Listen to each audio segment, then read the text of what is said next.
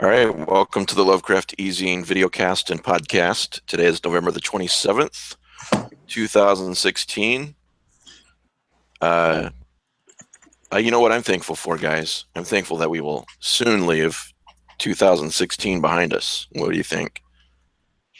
Yeah, Just this been has one been of a those bummer years, of a man. year. Yeah. Personally and for other reasons. All right, so no guest today, which means that we're going to ramble on about nothing important. Got a few things to talk about, though. First of all, let's do Matt Has a Prize. Yeah, I've got a pretty good prize, and it might even lead into a discussion of Pete's favorite publisher. Favorite publisher? I have a paperback copy of Madhouse. This is that shared anthology, shared world anthology from Dark Regions Press. It is a pretty good book. There's a framing story and then a lot of individual stories by some highly regarded authors. There's some interior illustrations that are pretty neat. So I think, for example, Oh, that's nice. yeah. So there's some very nice interior artwork, and some lucky viewer can get this. What you do is you enter your name and address on a $50 bill, and you mail it to the eZine. Oh, you mail it to me. I get it. Well, continue. Yeah, please continue. All Mike right. couldn't make payroll this week, so we gotta have.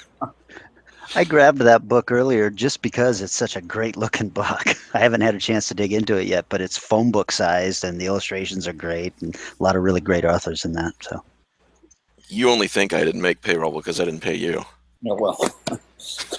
Anyway, the reason this is interesting is Dark Regions recently sent out in their newsletter that they're changing their policy this year, that they are not going to announce a book or until it's all complete, because they've had such trouble with the signature pages for Dreams from the Witch House.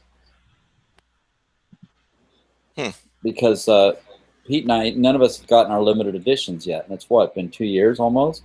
Yeah, that book was supposed to be out in December of 2015. Right. So, well, how hard can it be to get the signature pages out? Apparently, they're still not even half done. You know what? Let's continue talking about this and whatever else, but let's do intros real quick for those listening later. They know who's talking. So I'm Mike Davis with Lovecraft eZine, and Rick, why don't you start? I'm Rick Lay, a writer of new pulp fiction and articles on pulp writers from the 30s. All right, Pete. I'm Pete Relic. I wrote Reanimators of the Weird Company and Reanimatrix. Matt. I am Matt Carpenter. I'm Mike's flunky sometimes. Okay, I think that's everyone. Everyone who matters. Sorry, Kelly. You go ahead. I'm Kelly Young. No biggie. Yes, you are. All right, so signature sheets. Go on.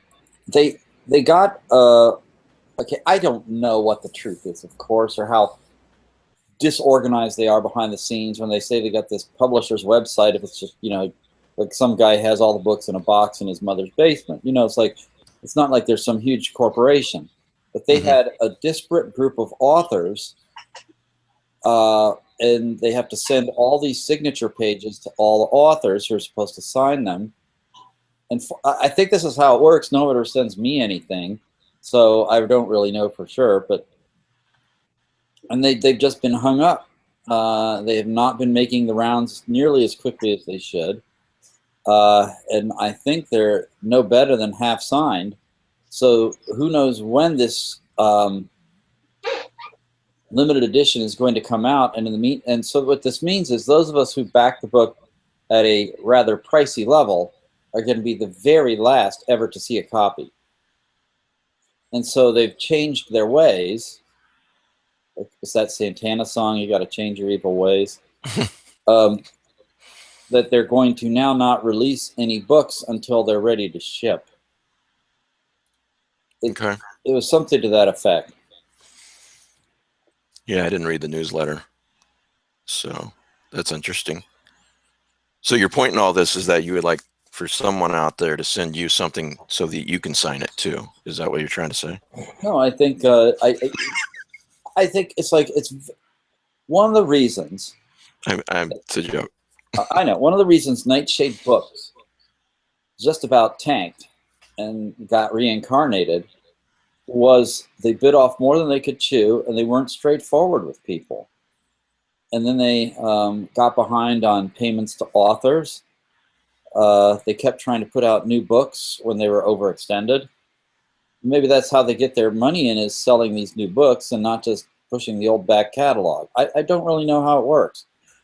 Well, it's as a small press publisher, it's definitely easy to get in over your head, or I should say more accurately, bite off more than you can chew. But the solution is, if there is an issue, to be upfront with your fans, followers, customers, whatever, and say, look, either I screwed up or something unforeseen happened, and I'm going to stay in communication with you, and we're going to fix it and do our best to make it up to you. Or you know, sometimes I'm slow to put out books, but I think it's better to do that than to not give each book the attention it deserves, to bite off more than I can chew. You know, there's small press publishers that put out way more books than me, but I'd rather do 3 or 4 a year and do them very, very well. Of course, there's a lot of publishers who put out a lot of books per year and do them well, but there are some that bite off more than they can chew, like you said. So yeah. For all I know, that's a matter of capitalization. You know, if you've got the money, you can hire someone to do a specific job, and you're not like wrapping up the books yourselves. Well, I think you know that all the small press publishers out there are floating in money. Or someone accused me of, quote, making bank. Well, they don't realize that you got like your whole bedroom is just full of $50 bills, and you go in there and you start jumping up and down and going, "I'm cuckoo for Cocoa Puffs, cuckoo for Cocoa Puffs." Okay, and on that crazy note, so today I am just looking through my Lovecraft news feed for something to post on the Facebook page. And like I've said before, 99% of it's just complete junk. Well, I come across this religious website, and I'll read this post verbatim. At first I thought it was a joke, but it's not. The title of the post is it okay to read Lovecraft? What? And the body of the post, is it okay to read Lovecraft? And the body of the post says, his novels often deal with dream interpretation, godlike, transcendent monsters, and the occult. I don't know how they know this if they've never read them. I read that some kids became possessed simply by reading Harry Potter. And since Lovecraft stuff is similar to Harry Potter, would I be endangering my soul? Could I potentially allow demons into my life with his, and I don't even understand this last part, booze, BOOS, question mark. So all of your souls are in jeopardy. I'm going to guess that might- was supposed to be books, not booze. You might I hope so. You might end up being converted to atheism. Yeah.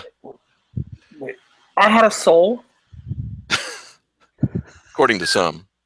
I mean, I do remember something small and paltry, and it That you squealed sold a for little. your first writing But- contract. Yeah. Yeah, that was it squealed a little when I stepped on it, but Do you remember the 1980s and the whole fear about Satanism with Oh, yeah. Dungeons and D&D. Dragons? yeah. The That's- satanic panic.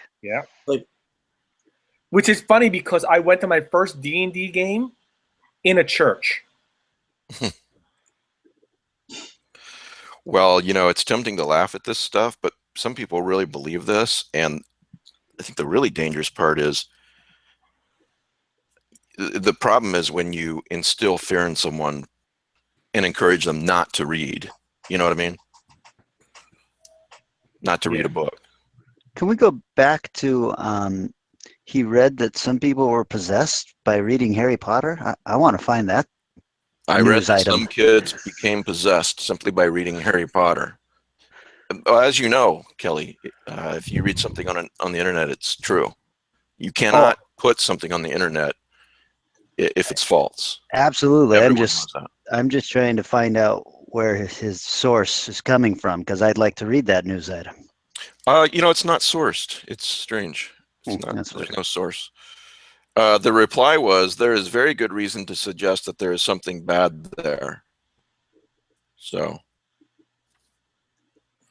there you have it.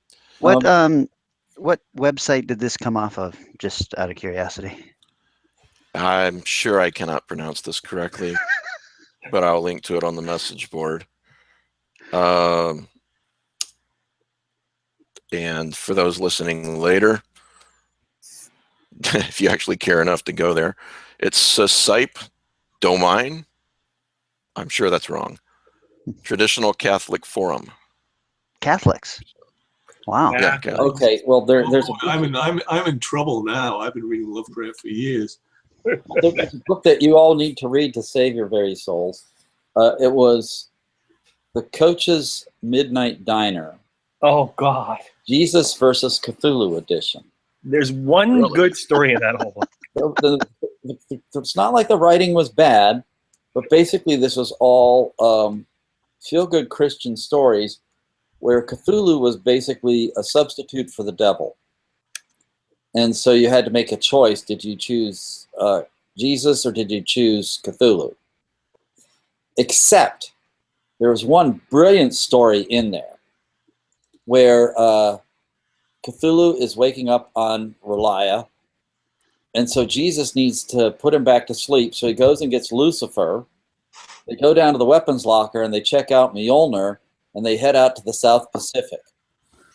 That's Is your definition of a good story? You had to read it. It was actually a very well-written, funny story, wasn't it? I hope you're taking notes, Fracassi. I missed it. Did you like that one, Pete? That is the only decent story in the whole book. And you're right; they're not badly written. It's just that they force Cthulhu into their own mythology. So, well, they missed the point. Yes. What? I hope you're going to be linking to that, Matt. Oh, sure. Why not? I have a shelf of books that I bought because they're Lovecraftian, and yet I am ashamed to own them.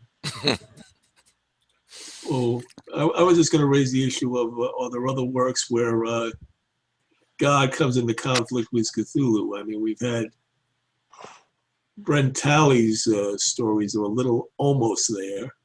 Yeah. And Patrick Thomas has those stories which are set in some weird bar where God, the devil, and Odin and mythos creatures hang out. God, the devil, and Odin walk into a bar. It's the beginning of a joke. Yeah. Right. 5 o'clock Central Time. Is that what you're asking, Philip? You're muted. Oh, you're drinking beer. That's what you're asking. Hey, do a quick introduction, Philip, since you're here. Oh, yeah. Sorry I'm late. Philip Fracassi, a writer, screenwriter. Good. I appreciate you getting that in before you were too inebriated. So. Wait, it's okay to drink on this podcast? I forgot to tell you. Yeah. You can't get some people to stop. What are you talking about? You know, Pete, I want to get back. What books do you own? That you are ashamed to. Yeah, let's see how many. Do the walk of shame. We can all take turns doing that. What books are we ashamed? Well, there's the one. There's a book called Cthulhu WMDs. I've got it. I've got the sequel. Yeah, and there's a sequel. It's by this guy named Roy Emerson. He was, for years, a theoretical physicist. And he retired and he thought, other people write Cthulhu Mythos fiction. Why can't I? Anything you can do, I can do better. So I hope you guys bought these books, you know, like in the 80s and 90s when there was a drought of Lovecraftian fiction. Okay, so how can you do better than that? Well, you can't do better than Roy Emerson. Yeah. In fact, in the third book, he threatened us with another sequel, but I don't know if he had a... Well, he ran out of money. Oh, I thought he maybe had a heart condition and kicked it. I'm just making shit up. This is a fake news site. Yeah. All right. So yeah. So, what else do you have, Pete? Oh, on that shelf. Yeah, name one or two more. One more. Other Nations, Oh yeah, I've read that one. which I thought was ambitious, very ambitious. And I've Actually- read some of their other work, and their other work is very good. But the thing is, that book had potential. Yes. And my big problem with that, I actually got into a flame war fight in the early 2000s on alt.horror.cthulhu over that book. Because the author wrote the favorable review Oh yeah. and then did not fess up to it, and it just sort of came out obliquely, and that just set me flaming.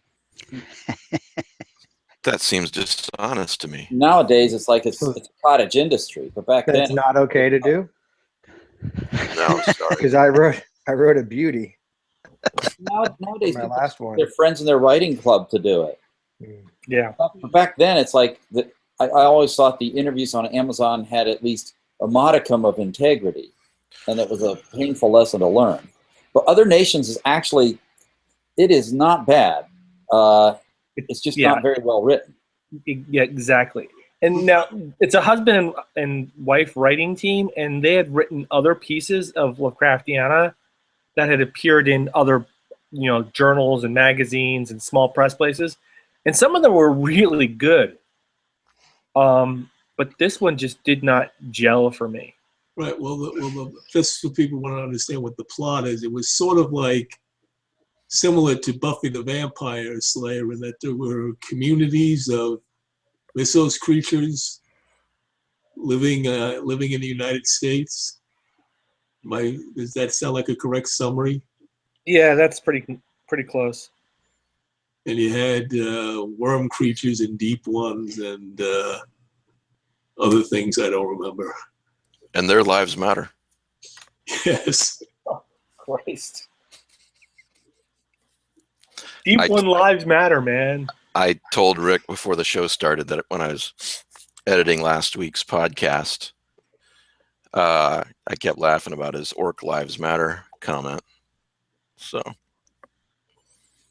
I forgot to say at the beginning of the podcast, if you're enjoying the podcast, drop me a line and let me know.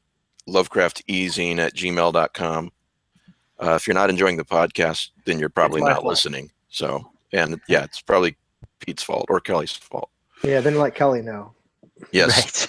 Kelly's email address and Right. personal cell number is, and you can let him know what you don't like about the show. He'll get right back to you. Yeah, and right, exactly. Within 5 minutes, typically. Sure.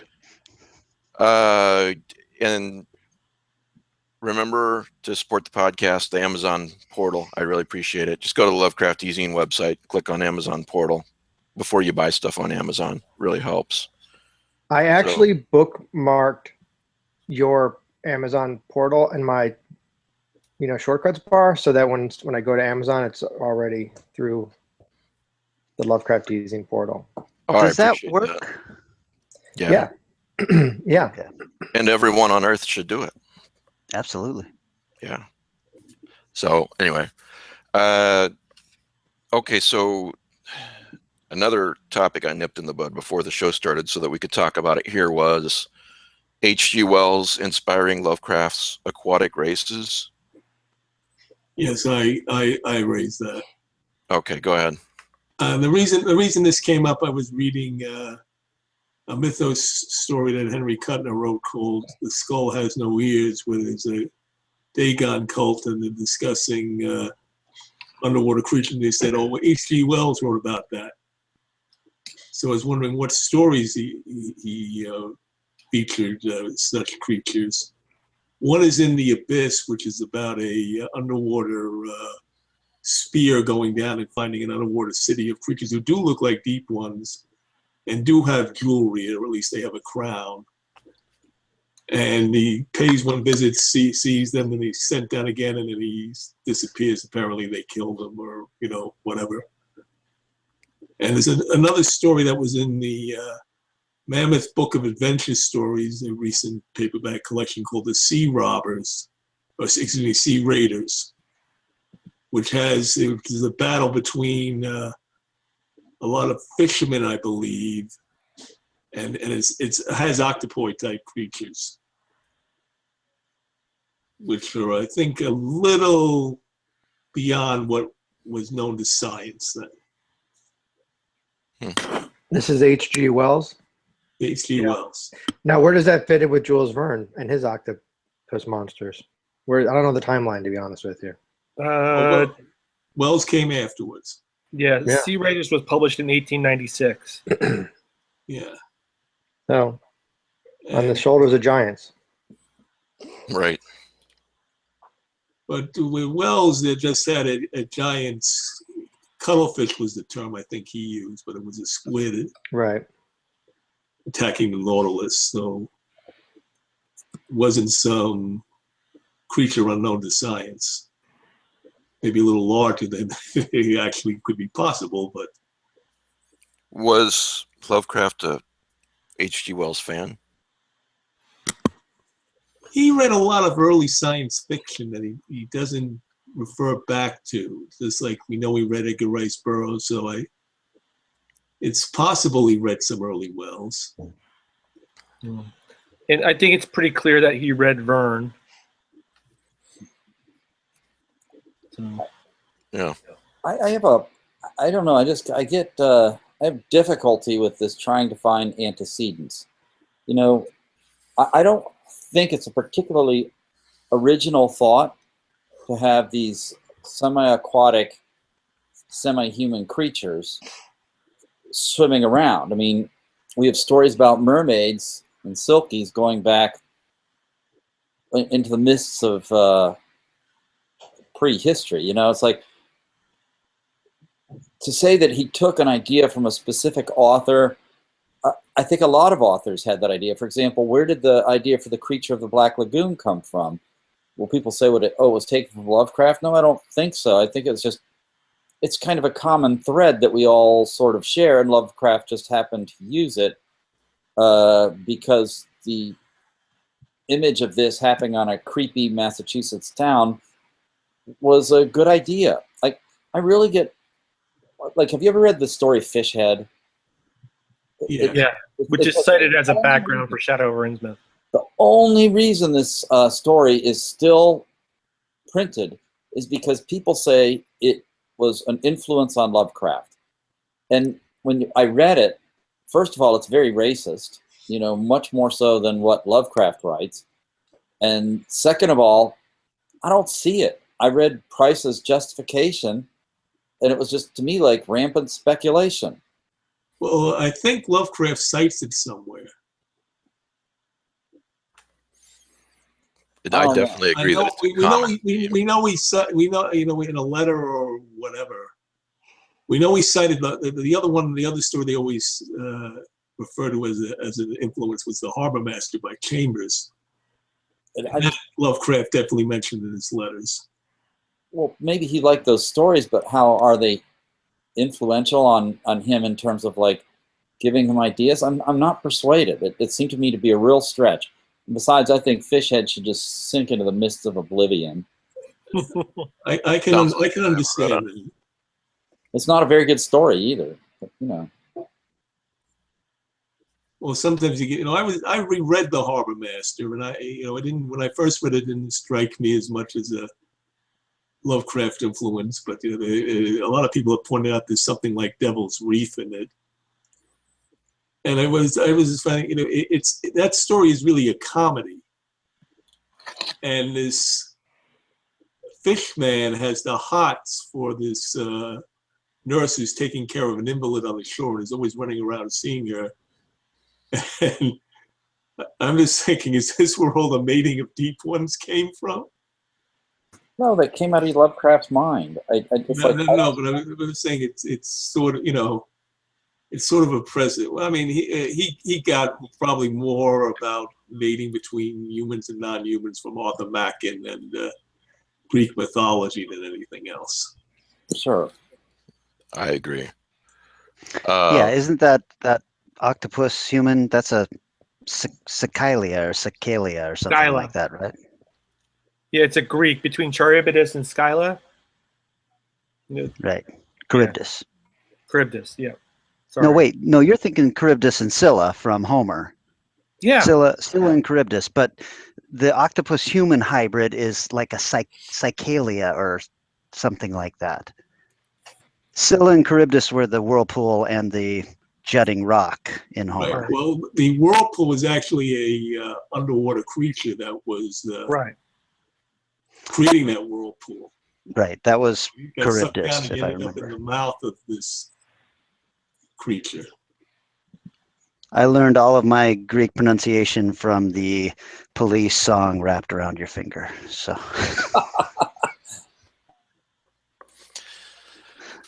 Well, So- taking a So Yeah. on that note, I was doing some research the other day, and you know, in some of Lovecraft's stories, he talked about the Portuguese invading Rhode Island and that area, and it's actually not the Portuguese; it's the Azorians who speak Portuguese.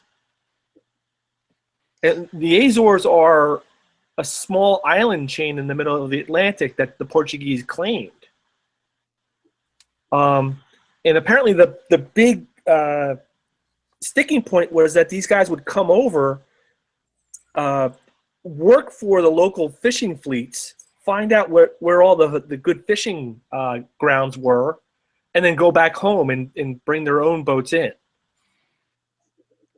Well, when Go ahead.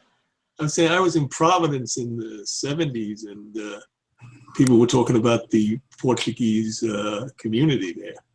Yeah, So even if they may be Azorian, they refer to themselves as Portuguese. right. All right. Well, taking a sharp right turn, I discovered today a Vincent on YouTube, a Vincent Price album called "An Adventure in Demonology." He recorded it in 1969. A long time ago, I heard it. Yeah. Yeah. Well, I want to listen to this tonight. This looks pretty great. I mean, I love Vincent Price. But, you know, speaking of selling your soul and everything, just to get back to that theme, he tells you how to do it in this, I read. Apparently, it goes into all sorts of magical rituals like the Hand of Glory. Right. I want to hunt this down because I'm looking at the length of it, 1 hour and 43 minutes. It's got to be a double album. And I imagine it's got an amazing gatefold and everything. I'm going to have to find this thing. Well, at least you can listen to it online. Yeah. Better than finding out it exists and not, you know, being able to find it anywhere.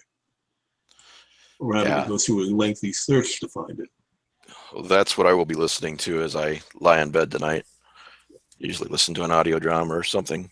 That's what I'm going to listen to. So reading Lovecraft may not be dangerous for your soul, like that website said, but listening to this Vincent Price record is probably definitely dangerous. Yeah, this certainly is. So they're listening to this podcast, really, you're in trouble. So, Mike, well, you'll get a kick. I was looking at the responses underneath that and the comments. And somebody commented 4 months ago, Dean and Sam Winchester, can you not? You know, those guys, okay, let's talk about Supernatural for a second. Almost every major problem on that show, I don't mean like your average run of the week, you know, weekly monster or anything or ghost. they caused it themselves. The show is basically about problems that they cause and then they go fix. You know what I Certainly. mean? Yeah, they unleashed the darkness. I That's haven't just seen one a of the lot things of they it, did. I follow a little of that. Yeah. Let's see. Oh yeah, Sam let the devil out of hell. Then they had to deal with that, you know. So Yeah, if you were to meet these guys in real life, you would be thinking, what a bunch of asshole brothers these guys are. you know, more and more when I watch the show, I think, God, you guys are a couple of idiots. You know, and you never learn from your mistakes. No. But you know, it's kind of a common theme, like having a superhero, like in the Flash right now. What, last season he was cleaning up problems that he himself caused. This season he's cleaning up problems that he himself caused. Can't we think of problems that a superhero or someone who fights evil like the Winchesters could solve that they didn't contribute to coming into being? I mean, I think it's a pretty common trope, especially in horror, that the person who thinks something bad is going to happen tries his hardest to make sure it doesn't happen, and in doing so ensures that it does happen. Right. yeah. The I Love Lucy syndrome. Exactly. You know, Well, you're reminding me of this early Doctor Strange story where he kept making the situation worse. We had Dormammu's sister was trying to invade the universe, and in order to defeat her, he had to call up some demon who was worse than her. Right. Good and idea. then he destroyed him, but he spread sorcery throughout the whole earth, and there was suddenly an overabundance of sorcery, and it ticked off this character called the Living Tribunal, whose job is to keep order in the universe no matter what it takes, and he was going to destroy the whole earth because of it. So he didn't solve the problem. Doctor Strange did not solve the problem, you could say. Yeah, well, eventually he had to make a deal with the Living Tribunal if he did, put the sorcery back in the jar or something, Earth would be spared. So that was the plot. Well, I used to be a big fan of the Flash TV show, and I can't even watch it anymore because, I mean, even in the opening monologue of season 3, Barry Allen's basically saying words to the effect of, I'm cleaning up my mess, that I myself caused because I was so goddamn selfish, that's subtext I'm reading between the lines. I mean, am I wrong? I mean, superheroes aren't supposed to put the world in more danger and then go fix it and everybody claps and says what a hero you are. yeah, one has to wonder how bad things would be if the villains could just go through with their plans, and like, would it actually be worse than what the outcome? Which is a question raised in Batman versus Superman. Maybe they should have just let Zod take over. I mean, there's a lot of destruction. Well, in regards to Barry's universe, the Arrowverse, a few banks might get robbed, but by Captain Cold, I don't. Right? Who cares? Yeah, you guys are insured. Well, that's my biggest problem with the Purge movies. This is totally opposite. Is if you had one night where you could break any law and not have any repercussions, why would you not be planning bank heist after bank heist after bank heist? Why would you spend all that time and energy murdering people when you could literally just go rob any bank you wanted? I've not seen those movies because the premise sounds keep all the money. Well, that's the premise. You can do anything you want for 24 hours, and everybody just starts killing each other. I guess I'm more of a pragmatist. I would be looking for an easy monetary score. Yeah, I agree. And then maybe murder somebody on the way home because I could. But only if they deserve it. It'd be the bank first, and then if time permitted, murder. a little murder on the side.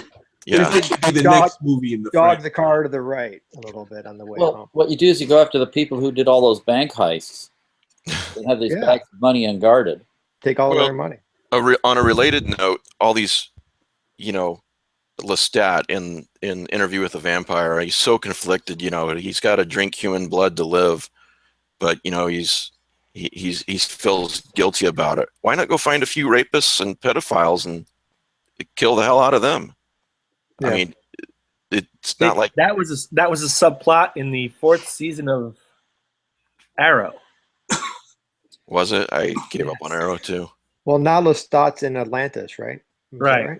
Yeah. Okay. Yes. I have not read that book yet. Which I believe the term is jumping the shark. Yeah. which subplot was that? Well, Thea was. That was Thea. That's right. Yes. Yes. Thea had to kill to control her bloodlust. Oh, right. Yeah. Hey, Mike, I know you haven't watched the Purge movies, but the second one is the best Punisher movie ever made. It really is. If you like the character of the Punisher, the second Purge movie is an awesome Punisher movie. He's great in that movie. Yeah, I like the Punisher. I'll have to see the Purge too. The other two movies are absolute shit. But and then secondly, the third one. Can we get off all this nerdy superhero stuff and get back to things that matter, like Cthulhu and monsters? Yeah, because that's not nerdy at all. You geeks. It's only nerdy if it's what you don't like, isn't it? I love all that shit. I just saw Doctor Strange finally, and I thought it was wonderful. Yeah, it's pretty good. Did you? I haven't seen it yet. I saw it. I thought it was a pretty good movie, but then one of my local cable channels was showing The Abominable Dr. Fives and Dr. Fives Returns. I think those are superior films. I really. I would say. I like all three of those. Okay, that's Doctor Strange. Let's talk about Lovecraftian. Did you think The Arrival, or Arrival, not The Arrival, is a Charlie Sheen science fiction movie from the early 90s, which is actually pretty good. Actually, not bad. Yeah. But there's a new movie out, Arrival, which has some Lovecraftian overtones. Yes, I've seen it. And I thought it was, I really liked kind of the thoughtfulness of it and the way it treated time. And it was very cleverly shot. But I have friends who went there. One guy fell asleep. So, there's varied opinion about it's a rather static movie. Well, no spoilers, and I've got a spoiler story in a second. So anybody listening, we're not going to spoil this movie for you. But when I watched the movie 2 weeks ago, I saw some pretty puzzled faces whenever I got up to leave the theater. But isn't that good? That is good. I think that's Shouldn't good. people be challenged by the things they read and listen to and watch? Mm-hmm. I loved Arrival. So Yeah. if you've not seen it, you should. It's like, how do you actually communicate with an alien intelligence where there's really no common frame of reference? I thought was very well done. Yeah, we can't even do it with another intelligent species on our own planet. Dolphins. Oh, I thought you were talking about We have no frame of reference. I mean, what are we going to say? I hold up cans of tuna and say, you. Do what I say. They're learning a lot about humans then, I would say. All I know is that on Thursday, I had my guests convinced to sign the pledge to eat only dolphin-free cranberries. You kidding me? Okay. No, I sold it. I told them how every year thousands and thousands of dolphins were killed during the cranberry harvest. What are you talking about? Something he made up. I don't know if Arrival was Lovecraftian. It was in some ways. It was not in other ways. I'm sorry, I'm blanking on his name right now, but 2 weeks ago, a guy wrote a guest post for me at Lovecraft eZine. It's actually a good post, spoiler free. But, two things. First of all, I had to edit that. This was before I had seen Arrival. I had to edit that because there was a spoiler in it. People really need to think about these things. Having said that, it was a very good blog post, so I'm not trying to insult the guy. A very good review. And then I had to turn comments off because some guy wrote a huge spoiler into Arrival before I'd seen it. And I went into Arrival knowing something that I should not have known. and it really irked me. Yeah. Jesus, Mike, how did you survive that? Holy shit, you're a fucking hero. I didn't. I died. I've shared this story before about the worst spoiler I ever read, and I didn't realize it was that bad till like Hey, Young. 15 years later. Yeah. Go on, Matt. It was like, and it was Charles Schultz. Okay. Oh, yeah. Yeah. Linus is sitting there watching TV, and Lucy comes up behind him. And I read this when I was like 10. And she says, "What are you watching?" He says, "I'm watching Citizen Kane." And she says, "Oh, I've seen that a million times." And Linus says, "I've never seen it before." And she waits a minute, and then she says, "Rosebud was his sled," and walks away. Now And you've Linus ruined goes, Citizen. Wait a minute. That's And I had no idea what that meant till like I was in my 20s, and I went to the art theater to watch Citizen Kane at the local art theater. And then I realized, Charles Schultz, you prick. No, Kelly, as I have a very I have good perspective on the list of problems in the world. It ranks on the list of my own problems. It ranks very low. That's good to hear. So, but it did momentarily irk me. I have to be honest. You know. I'll tell you the worst spoiler in the world, which we all know. The plot of Dr. Jekyll and Mr. Hyde. We all know it, and that novel is a mystery. Right. You're not supposed to know. That you cannot appreciate that novel for what it is. It's virtually impossible. Speaking of that, I just picked up the Tartarus Press Suicide Club, which is all of his dark stories, including Jekyll and Hyde. But it's the only volume that has all of his dark stories in it. It was very handsome volume, very large and well put together. I'm enjoying it. Salome is watching. Apparently, she says hi. Did that come out some years ago? Because I used to buy a lot from Tartarus Press. The Suicide Club. I think it came out fairly recently. I think it came out in the last year. Oh, okay. I have it downstairs. I could always run down and grab it. No, that's all right. I can Check the copyright page. Yell for my son to go run down. They publish the same way they always do, yellowish covers. Yeah, I sprung for the hardcover. I think they only made 300. But, Well, as one of the few adults on this podcast, and I'm not referring to myself, Philip Fricassi wanted to talk about perseverance. Let me read his email to the audience. I was thinking about talking a little bit about perseverance. Something writers deal with a lot is it's a race and I'm losing it, or what's the point? No money, a lot of free time gobbled up, a lot of work for no real benefit. You want to talk about that, Philip, and the rest of us can give our thoughts after that. Fracassi is what we call a brown noser in this. But go ahead there. Yeah, let's see I what you got to just say. told you last week we were lucky to have him on the How's that show. brown I nosing? forgot. Well, I'll tell you, it's something I deal with personally. I'm sorry about him, first of all, Phil. So, You know what? It goes in one ear and out the other at this point. all right. It's just like listening to Charlie Brown's teacher. Yeah. That's what I hear when Kelly talks. Especially after he's had some Glenlivet. Then it's really. All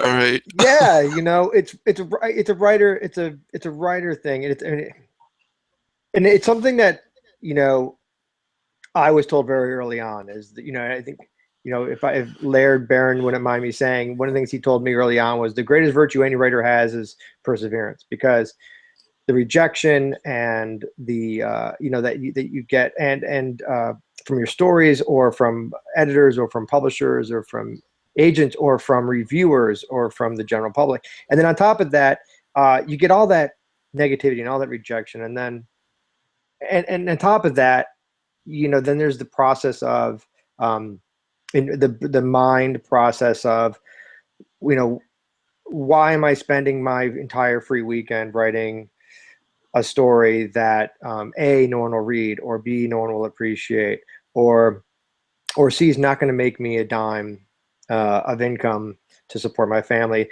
And then that's the kind of the base level, issues that writers face. But then there's the other issue of And the if I might say, comparisons. most creative people. Yeah, of Not course. right. Yeah, Yeah. of course. So Yeah, go on. writers, musicians, absolutely. Right. Artists, everybody.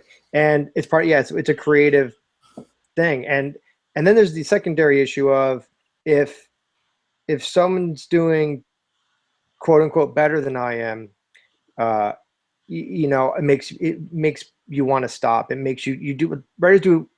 And I don't know if this is even, I don't know if even artists do this, as other artists do this as much as writers. It might even be unique to writers, at least in this strength, is you do a lot of comparison.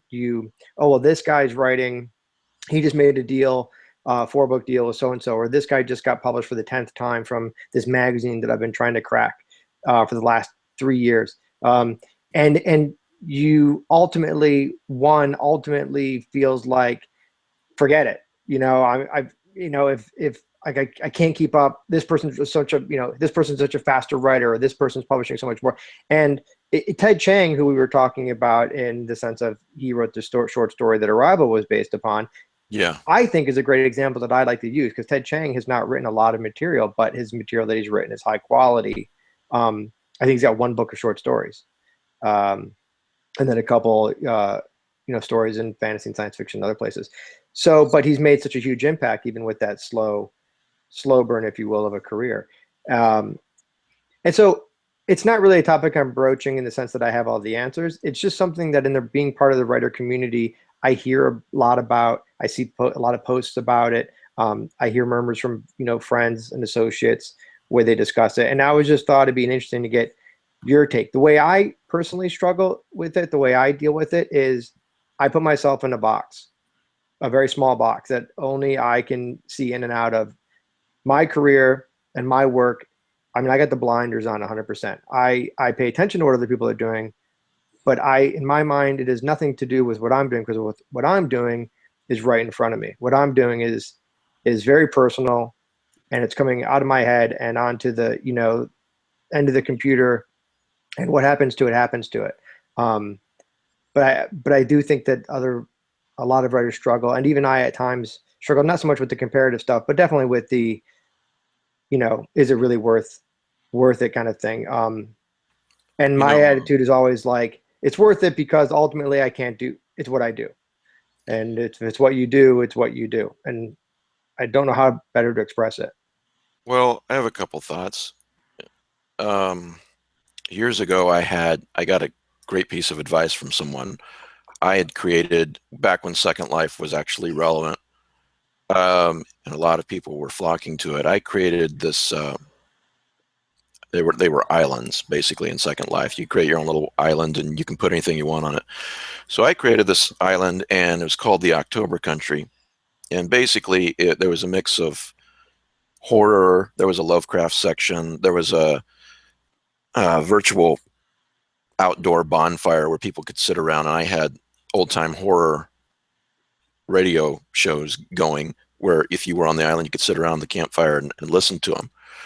All kinds of things like that. It was a very, very beautiful place. And I say that not because I was so great. I had a lot of help with it. But I was the catalyst for the whole thing, and it was me paying the bills. So, I 99% of the people who came there really enjoyed it. But sometimes, especially when you're younger, the 1% negativity is what sticks with you.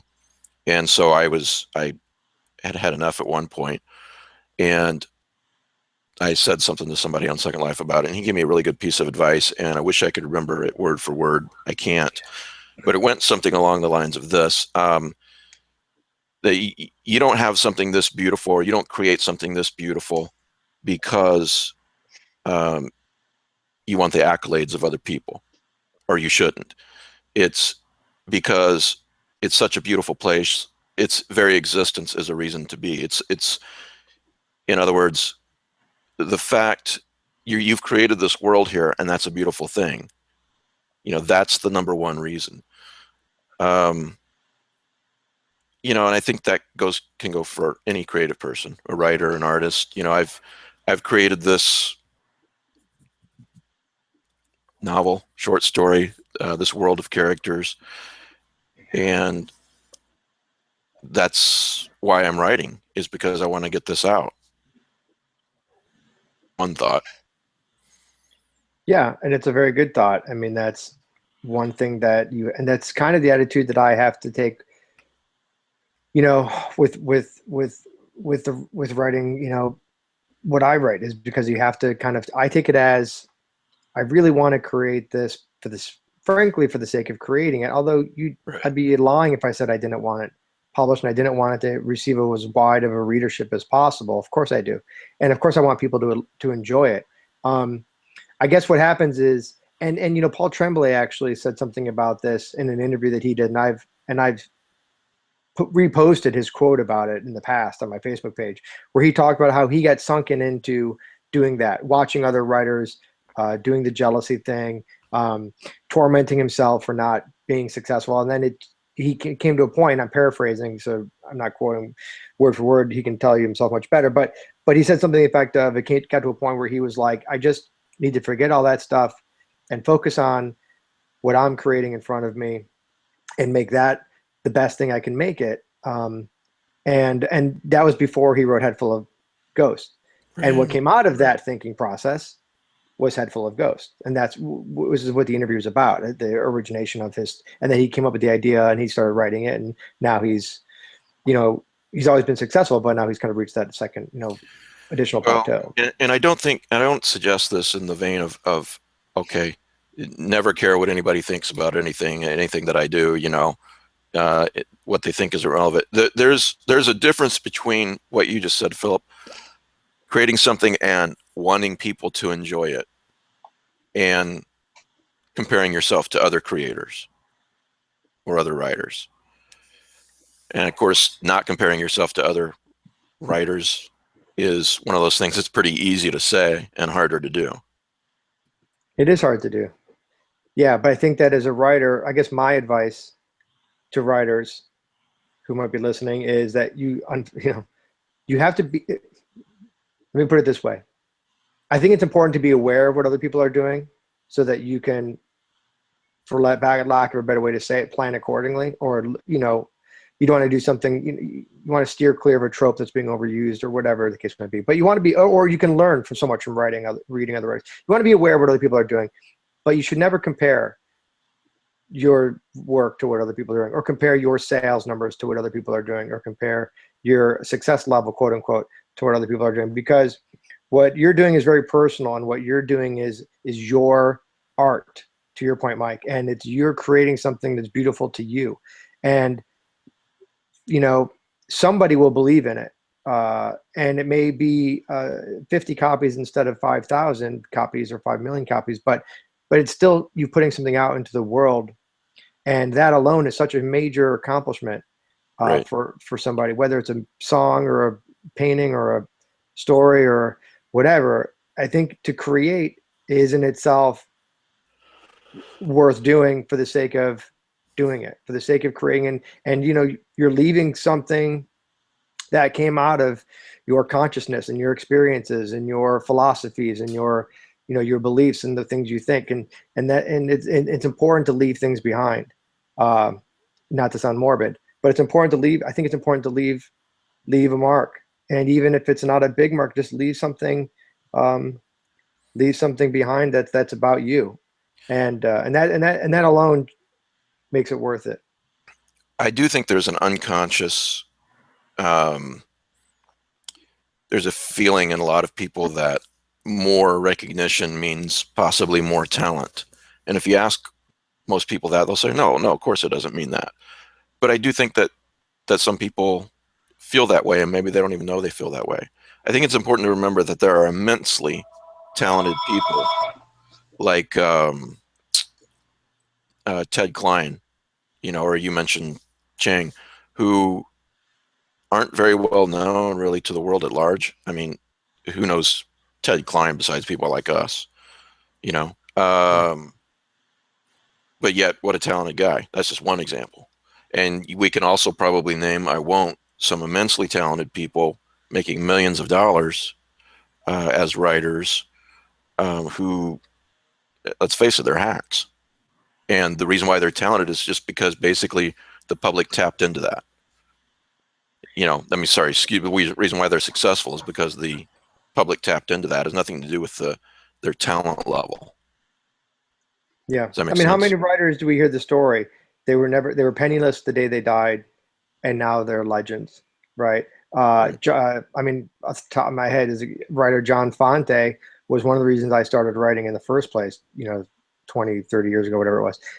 And John Fonte only really came to light because of Charles Bukowski, who had told John Martin at Black Sparrow Press, "You've got to publish this guy. He's my favorite writer. Nobody's ever heard of him." And John Fonte, I mean, they created Black Sparrow created a couple hundred copies of his book, or 1,000 copies of his book, Ask the Dust, and among others. And now it's taught in colleges, it's taught in schools. So that's what I mean. It's like you can, I think, and I don't think John Fonte or Charles Bukowski, for that matter, although he ended up being successful, were doing it because they wanted to be on billboards. I think they were doing it because they needed to, because they had something inside they wanted to put out there, and it ultimately became world changing, at least in the field of arts. Well, there's a very famous author, of course, Oscar Wilde. Everybody knows Oscar Wilde. He died penniless and reviled. It's like one of his famous quotes is, like dear Saint Francis of Assisi, I am wedded to poverty. Unfortunately, in my case, the marriage is not a success. Yeah, but Oscar Wilde was incredibly popular. He went through a scandal. That's what ruined him. Even so, nowadays the scandal would be box office. Right. Right, but the obvious example is Lovecraft. Well, or Fritz Leiber. Mm-hmm. Yeah. Well, for those out there laboring and writing, if your expectation is, if you're never going to feel like a success, let's put it this way, if you're never going to feel like a success until you get a huge book deal and make $1 million or become Stephen King or anything like that, if that's your idea of success, very few people reach that. Not many people do. This is going to sound a little corny, but some of the best practice I've had at being a writer has been fishing, because I can do everything right. I can bring my A game, my best tools, go to the place where I know it's going to do well. The weather can be perfect. I can have the best bait, and nothing happens. And that happens to writers all the time. You can write something absolutely magnificent, and yet you can't get it in front of anybody that likes it. They hate it. Right. You love it. It's your best work. Nobody wants to even look at it. And it's hard. It's real hard. After I wrote my first short story and I sold that to a pro market, it was almost 10 years before I sold anything else. And mostly because I stopped submitting. I just couldn't handle it anymore. Philip also talked about a writer looking at someone else's work and thinking, I'm paraphrasing you, Phil, but I'm not as good as this person is. I can't write like they can. Don't do it. Yeah, you're not. Yeah, that's exactly the point. Yep. The world doesn't need another writer like that. Right. I don't want to be John Langan. I don't want to be Caitlin Kiernan. I don't want to be Steve Rasnick-Tem or Thomas Ligotti or any of these writers. I want to be my own voice. I want to tell my own stories. And if you think you're not doing good work, there's this quote by Stephen King. If you can write well, suddenly you don't think you're doing good work. I love this quote from Stephen King. Sometimes you have to go, and it's talking about perseverance. I think persistence is one of the most important qualities a person can have. Just never giving up. He wrote, sometimes you have to go on when you don't feel like it, and sometimes you're doing good work when it feels like all you're managing to do is shovel shit from a sitting position. So I keep that quote in front of me. That's a good quote to remember.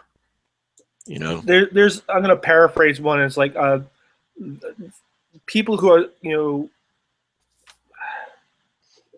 the foolish people have no doubts. Wise people are full of them.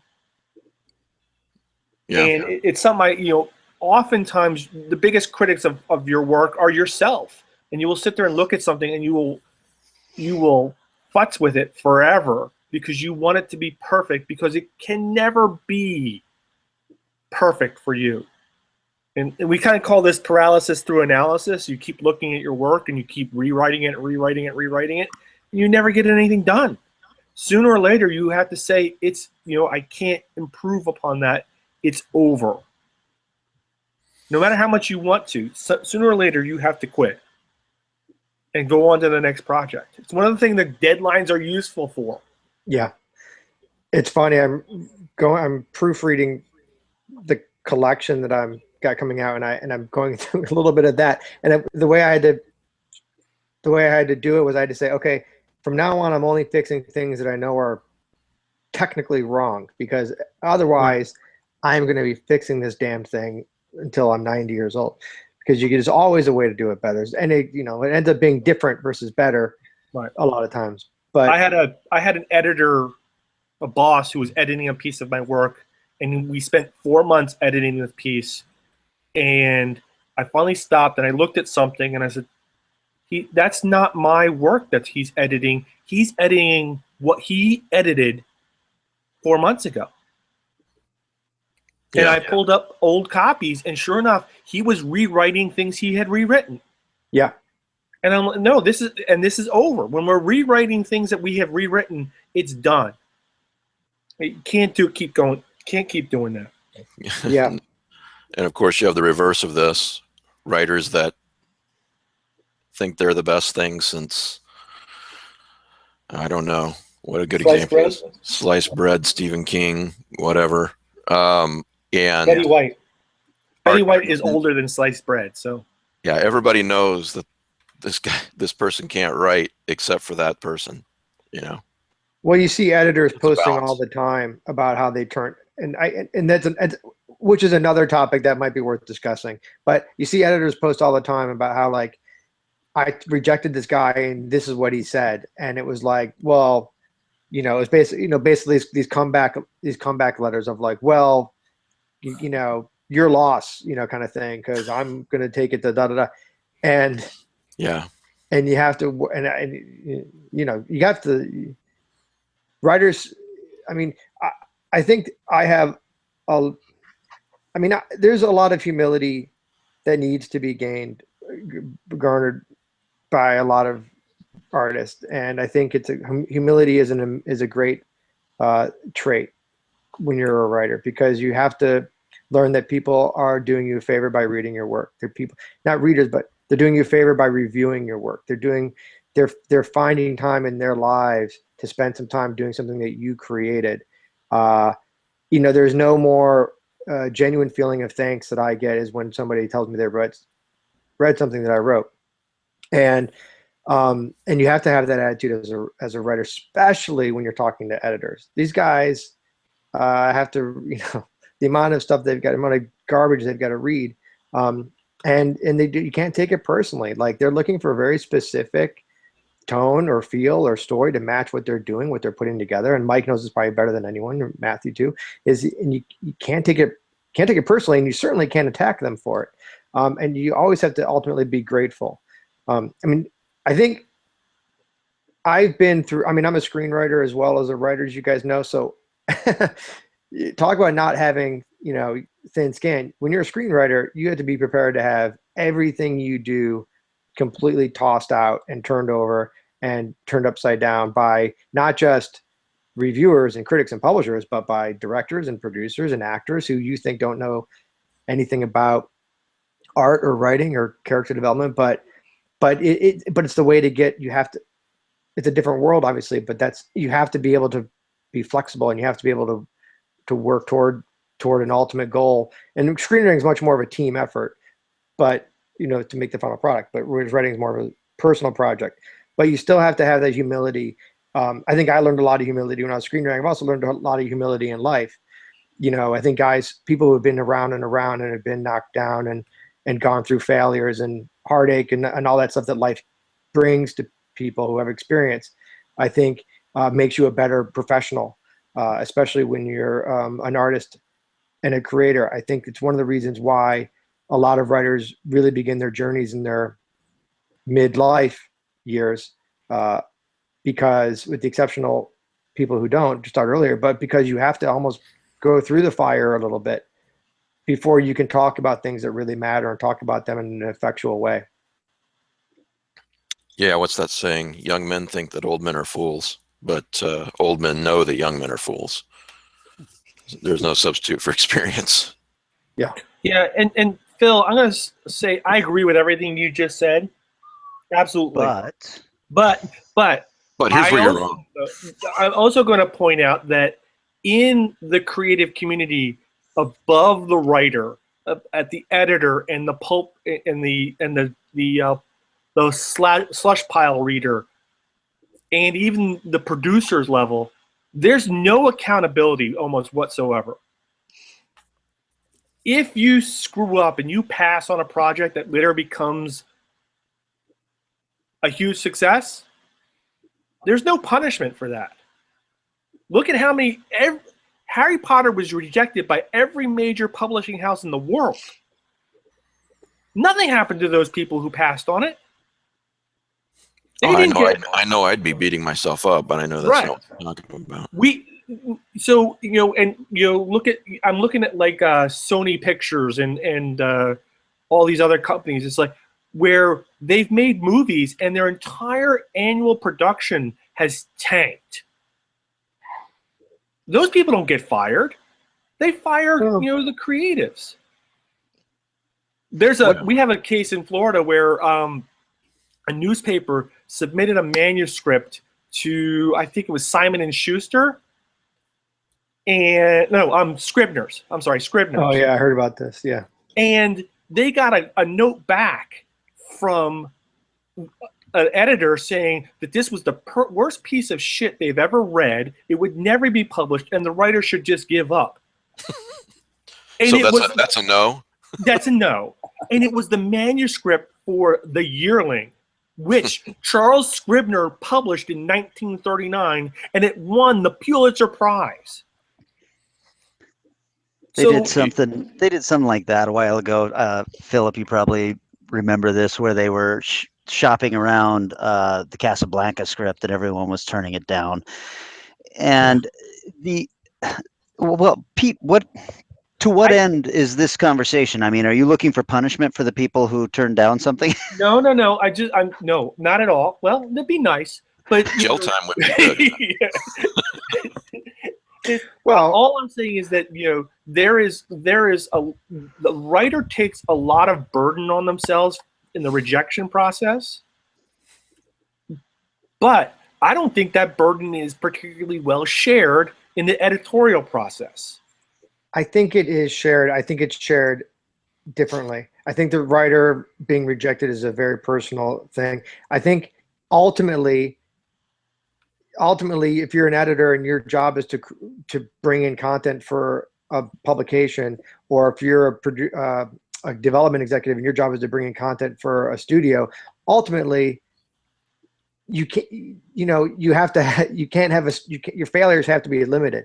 You can't just keep having failure after failure after failure. I think if you're a magazine editor and you consistently are turning down good work and consistently picking up crap, ultimately you're going to end up losing your job, or the magazine's going to go under or whatever. So I think there is an effect. I don't think it's direct as one-to-one, but I think there is an effect, a long-term effect. But there is an end result of being an idiot. So speaking of humility, Kelly Young's tagline is hero, lover, legend. For those listening later and can't see this. You got a problem with that? You want to? No, I'm just I didn't think pointing it out for the people listening later. Better than last week's. I think I had Holocaust denier or something like that. Yeah, it's way better. And of The course, other thing. Yeah. Oh, go ahead, Mike. Oh, I was just going to say, when it comes to humility, you should try to be the greatest humble person possible. Yeah, There should be no person more humble than you. You know what I mean? try my best. Be You guys. competitive with the humility. I work at being humble, but it just doesn't work for me. The other thing is, it looks bad on you. Yeah. when you're a writer, Like a yellow scarf. we're talking about. You got something to say, Phil? No, it's good. When you're a writer and you're looking at other people's work, but not just their work, but their accomplishments, it is easy to sit there and say, God, I'm trying to crack that market, and this guy's been in this magazine 5 times or whatever. Mhm. And there's this feeling, I've said this a million times, there's this feeling of I got to get my piece of the pie. But in art, we're making new pies every day. There's no such thing as needing a piece of your pie, because when you get to the level that people want to see your stuff, there's an opening for you. It doesn't matter what you do. So just learn your craft. Yeah, I agree 100%. I'm not a competitive person. I don't think, and even if I was, I don't think it has any place in art, like you just said, Kelly. There's plenty of people out there who will disagree with us, and I'm just spouting my opinion. But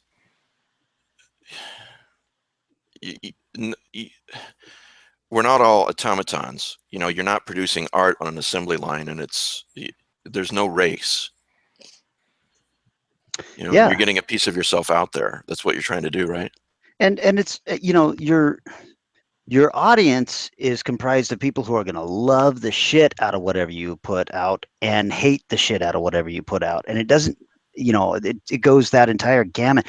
Rick Tillman, the other guy who runs Strange Eons with me, he and I will disagree vehemently on some things in the magazine. And it comes down to that. The 2 guys who are running the magazine can't even agree on what they love to get in the magazine. And so, and that was part of the reason we brought Justin in, was just gave him total control over the fiction, because he and I would argue on what we wanted in there, and we just both agreed, okay, we'll let somebody else decide. But yeah, my point is that it's just get your art out there. Quit worrying about what other people are doing with their art. Get your art out there. It'll find an audience. Yeah. Yeah, it really bums me out when I hear people say they want to give up because they're not as successful as somebody else. Because I know this sounds like BS, but I don't see the correlation. I couldn't stop writing, I don't think, because it's just too inherent into what I who I am and what makes me happy and what I find fulfilling. I think that people need to start looking a little more inward and stop looking as outward when they're thinking about why they're going to continue writing and what's the rationale behind it. And I will also say that it's not just competition against other writers. It's competition against family. It's competition against family time. It's a competition against time with friends. It's competition against doing other things that you might want to do with your life. And I think it may have been Simon Stranzis who said it. I can't remember exactly, but I read a quote recently where they were just like, writing is sacrifice. It's sacrificing something else so that you can do it. And so it's a matter of prioritizing what's important to you, what's most important to you, and making. There is no excuse for not making the time. There's always time. There's just a matter of what you're sacrificing to make it. And it's tough, man. It's tough. And everyone is dealt a different hand of cards, and everyone's life is different.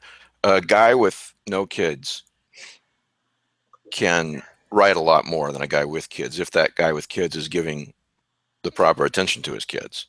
Then that's just one example. Yeah. We talked about Hemingway a little bit on the show last week. His kids hated him, but was he a successful writer? Sure, he was. But I don't know. I couldn't live with myself if I became a successful anything at the expense of my family.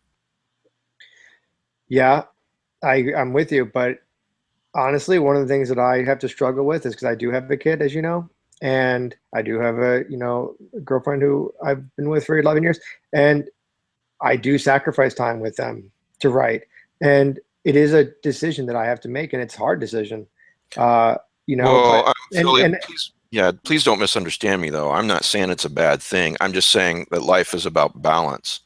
Um, for sure. Correct me if I'm wrong, but I highly doubt that you give 1% of your time to your girlfriend and your kid, and 50% of your time to writing, or It's something easily along those lines. it's easily 2%. Well, that's Easily. different. With a hands down 2%. That's different. No, and I wasn't disparaging your point at all, other than to say, but yeah, it's it sounds horrible, but it's percentages, right? It's work as a percentage, and family time is a percentage, and reading is a percentage, and other hobbies are a percentage, and then writing is a percentage, and it's why they call it a discipline. Humble brag. When I was in real Hot, estate, too. well, she would have to be. She's with a successful screenwriter. When I was in real estate, That was a strong word, but yeah, hey, not everyone has dug a ditch next to Christopher Walken, man. it's true. It was a grave. So grave, right? Sorry, my bad.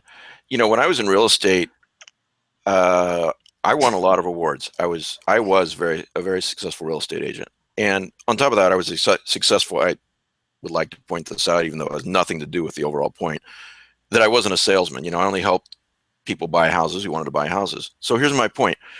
I would get awards every year, along with the other high profile real estate agents that were selling a lot of houses.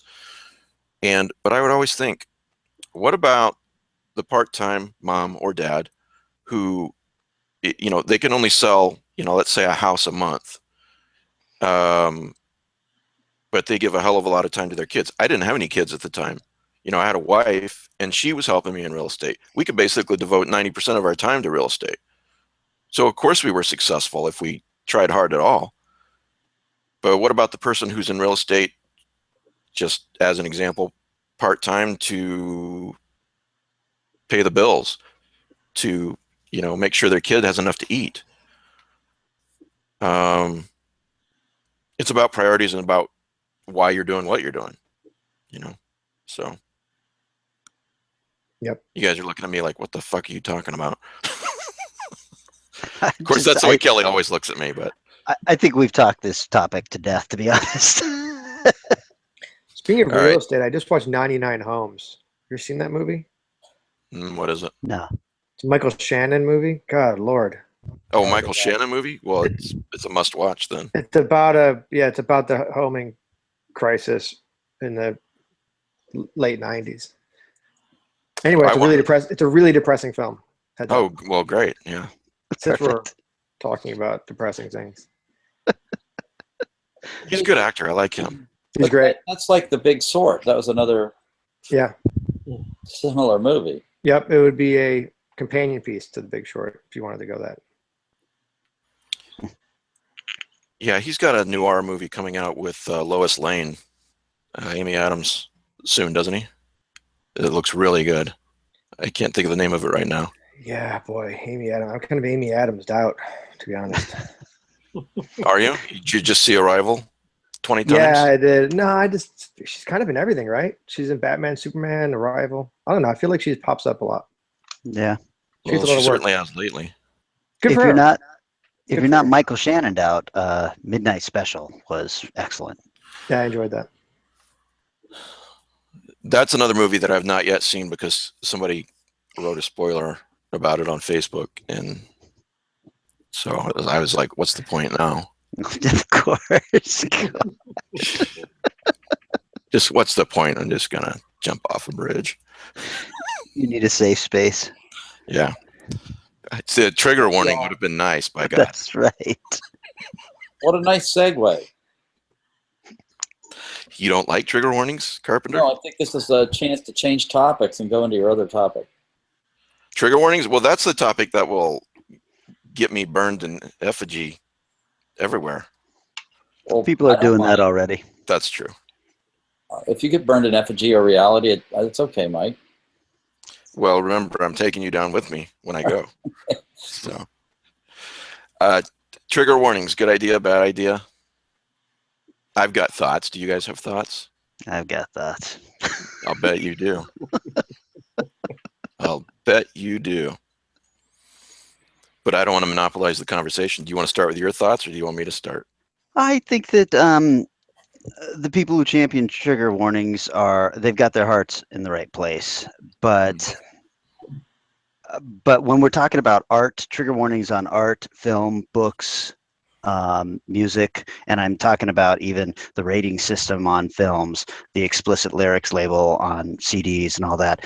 I think that ultimately it's a deeply regressive and conservative way to think about art.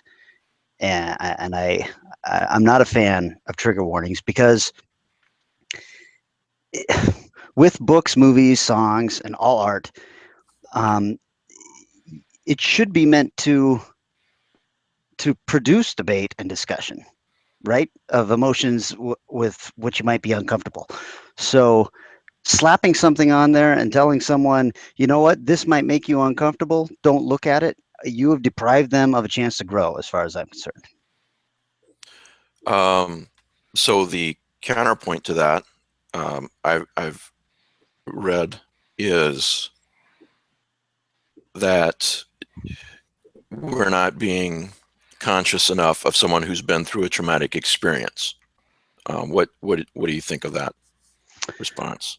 I think that's where I say that their heart's in the right place. But when you apply that to the real world, it's helping create a victim narrative and a mindset that doesn't jibe with what's going on in the real world, because the real world is not a safe space, and we need to live in it. Right. Can I ask a question? That's my feeling. Sorry. No, Phil, you're done for the day. Can we go back? Yeah, I heard Philip, but it sounded like this. Wah, wah, wah, wah, wah. Can we go back a step and give can we give an example of a trigger warning? Sure. Because I'm unclear on. I've heard different definitions of a trigger warning. All right, here's a trigger warning I saw 2 weeks ago on Facebook. I'm not making this up. They posted a link to a news article about some regular news article about, I think it was about squirrels or something. Trigger warning, snakes. You know, because snakes were mentioned in the article. Yeah, that's which not is about the most ludicrous example I could think of, but it kind of put it on my radar to talk about this. That's not what trigger warnings were meant to do. No. Trigger warning should be something like rape, right, or violence or something like that. Someone who has had a traumatic event and seeing or reading something of that kind will then send them into some kind of PSD moment because of the event they have had before. Okay, but are you talking about trigger warnings on things that are going out to the general public, or are you talking about trigger warnings to editors? Because I've heard that before. Like before a short story in a magazine, let's say. I see. Right. Or if you're on Facebook, you will see it all the time. Just like with Mike said, I saw a trigger warning for spiders. Or actually, what I saw was a video for spiders, and then somebody came on afterwards and complained that there was no trigger warning because they had an arachnophobic reaction to this and were freaking out. And it would be nice if we all just let each other know what was going on. There are people who have been mauled by dogs, you know. So before every dog video on Facebook, should we write trigger warning dogs? Or somebody who's been burned in a house fire, like the person who's speaking right now. Correct. I don't need a trigger warning in this stuff. And I do think that a trigger warning can be helpful in some cases, but I think that, like most of the stuff that we have gotten into, it has gotten out of control. And so now everybody requires a trigger warning on every single thing. And when that happens, I think we tip the balance to if everything is offensive, then nothing is offensive. Right. And it's important to note that there is there is a difference between a story reminding of you of an uncomfortable or bad experience in your life, and you don't really want to think of it, but the story caused you to think of it. There's a difference between that and an actual PTSD episode. Okay? There's a huge difference, because that's more rare than people think. Or more rare than it seems people think, at any rate. I think we need to put a trigger warning nihilism note on this podcast, and most of the fiction that in my collection. And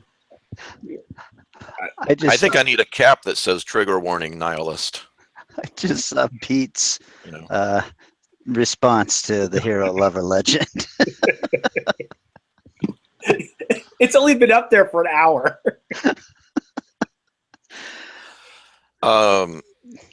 Yeah. Anyone else want to give their thoughts on trigger warnings?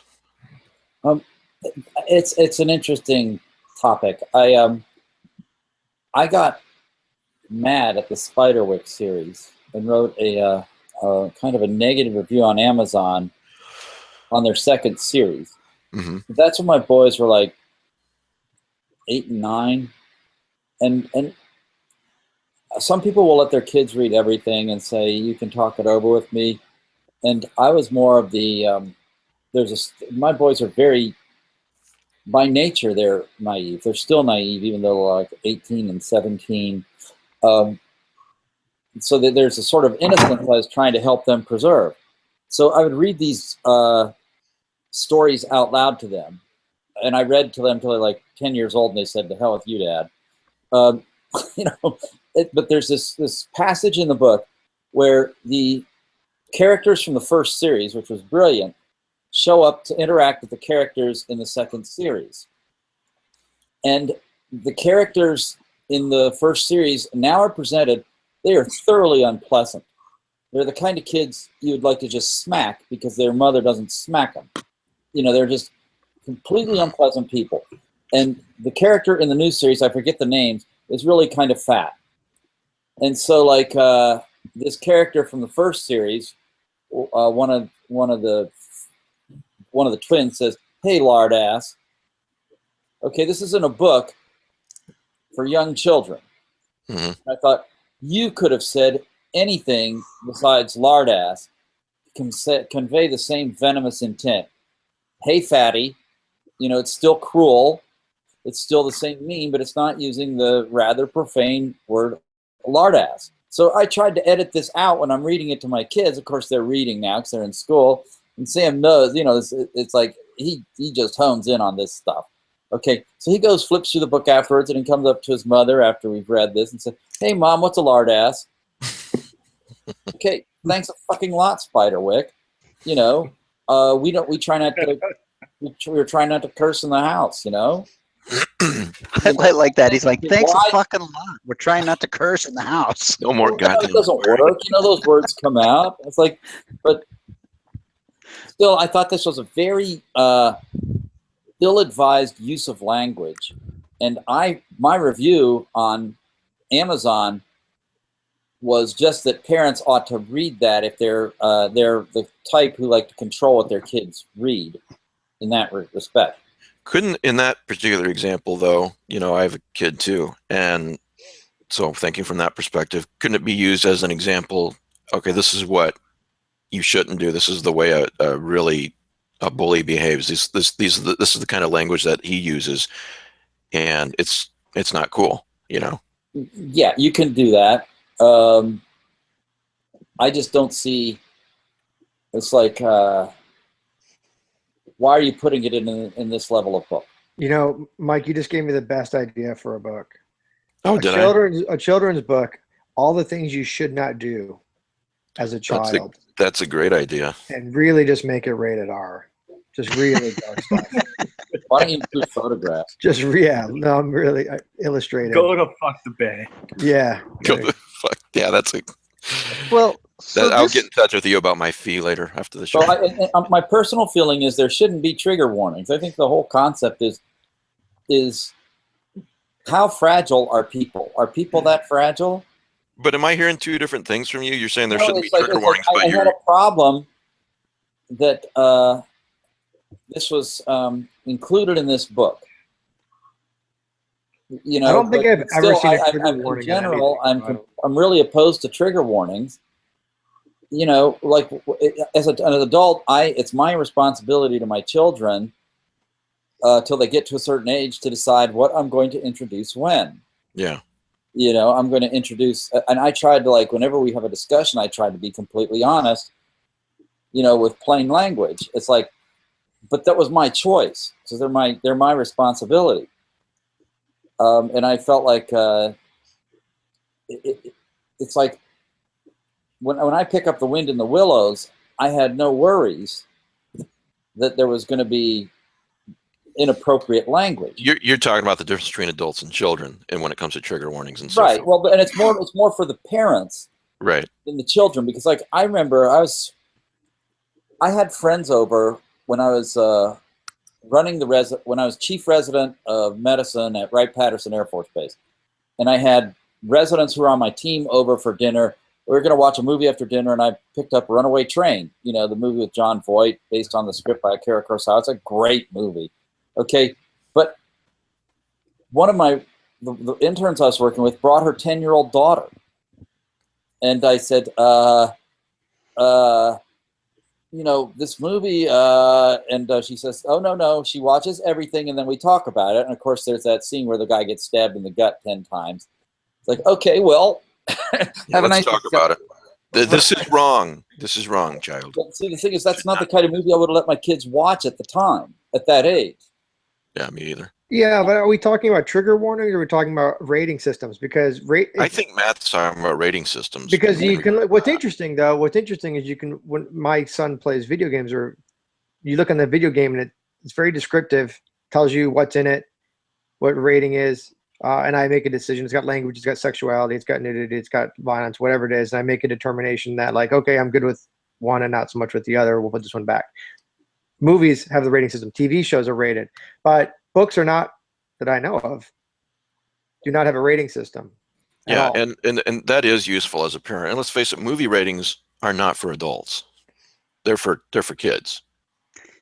Yeah, but movie ratings, Philip, you can talk about this too. They're skewed towards certain things. I mean, you know, an R-rated movie might avoid an X rating because it is only graphically the most violent film you have ever seen. However, if they show a woman enjoying cunnilingus, that's going to get an X rating immediately. It will immediately get an X rating because for whatever reason, we don't want to deal with the fact that something that happens nightly in the Young household is a bad thing.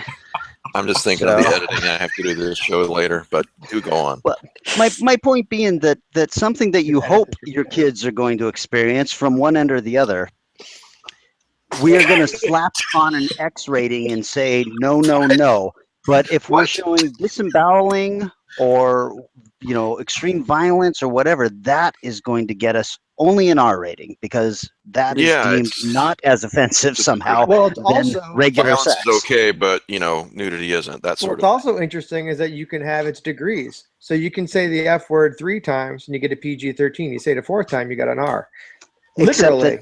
Except that has changed now. The F-bomb is an R rating automatically now. Well, I think it's even like if you say shit, damn, whatever. I think you say X amount of times, you exceed the PG-13 limit. But my question is, why don't books have ratings? Because maybe they should.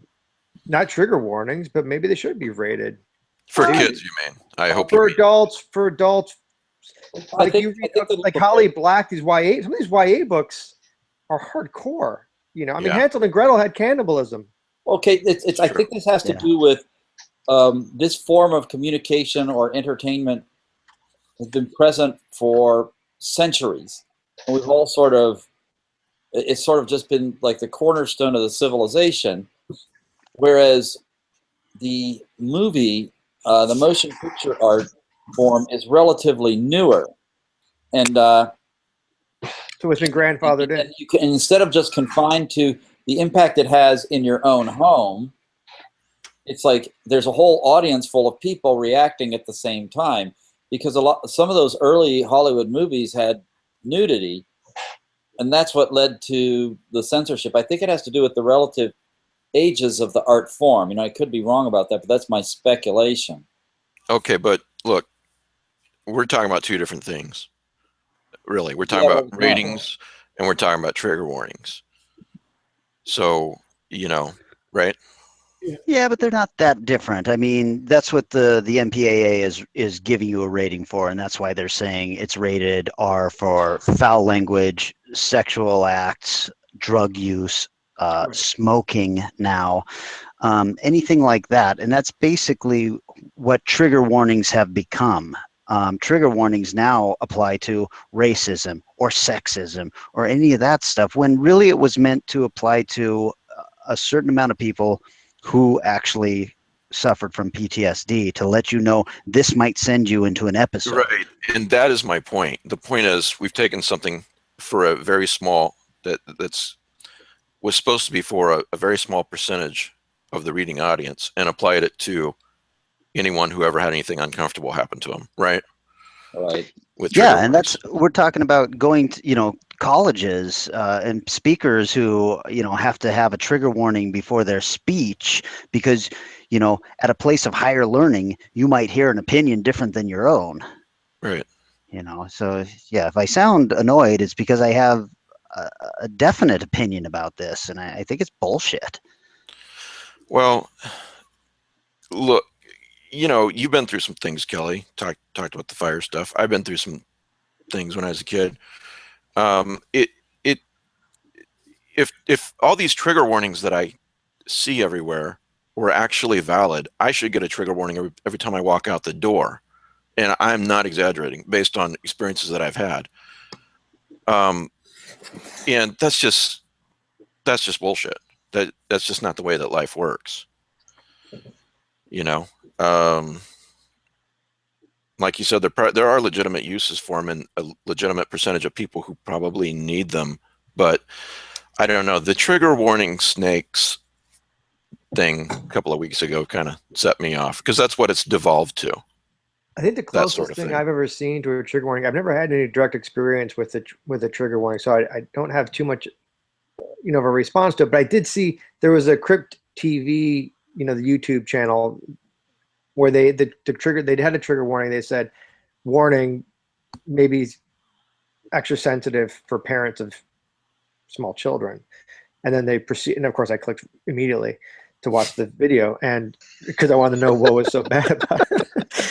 And I could see it being kind of horrific for a parent, but that's the closest I've ever seen. And I don't know, I've had people suggest to me that I should put trigger warnings in a couple stories that I wrote. Oh, and some of them will do more than suggest. They'll get downright angry and imply that you're a bad person if you don't. We all had that one. I had an editor tell me that I had offended them. Yeah, and I mean, almost anything you can think of in line. Someone, most of us love dogs, right? But there are people out there who've been mauled by dogs. Almost anything innocent that you can think of, there's a negative experience that someone has had associated with it, and more than negative, maybe even traumatic. So,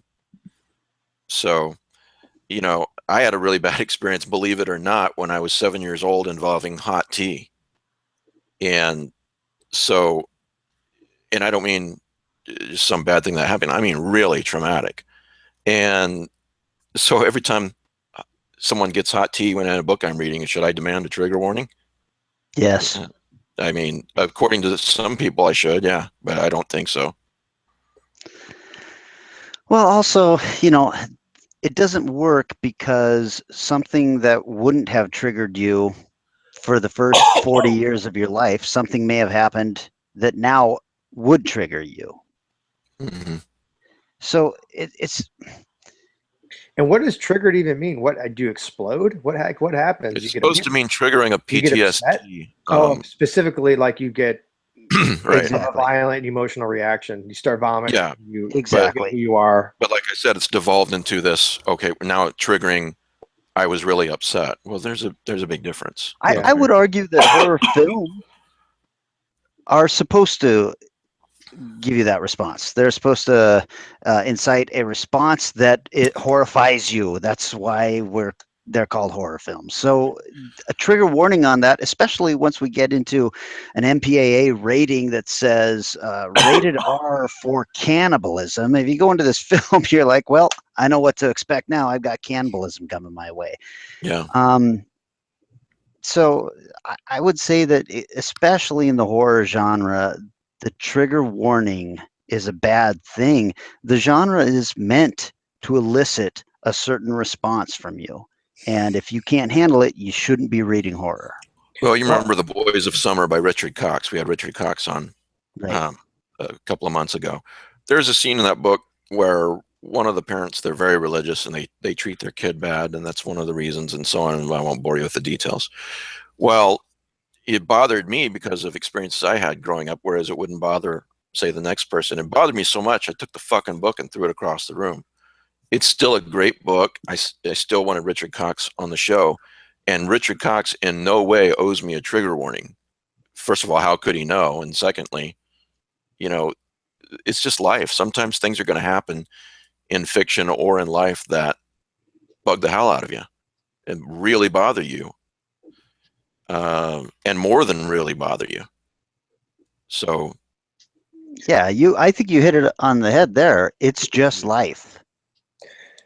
Well, and then but then I heard, I don't watch the show, but I know the Walking Dead finale was the big, or was it the season premiere? Whatever it was. I think it was the premiere. Everybody was losing their minds about it. I was all over, and I guess now there may be repercussions for that episode airing by the network. I've read about that they might bring some sort of penalty against the network, but I don't know anything about that episode. And I don't want to create spoilers, but is it extreme violence that? That's the thing that bothers me the most. I don't watch the show regularly. I did watch that episode, and this storyline is when I stopped reading the comics, just because I thought it got stupid. But here's a character that is known for his graphic vocabulary. This guy drops F-bombs constantly. That did not make it to airing. But the incredibly graphic violence inflicted on one person in the comic book that this episode is based on, that flew through the radar. That was completely fine. And it's just like, what is going on here? We have become such a weird society that this kind of thing, this graphic violence is something we're fine with, but language or nudity, something we deal with on a regular basis, that is what we're trying to protect our kids from? To be clear, this is a show where 99% of the people are dead and they eat each other, right?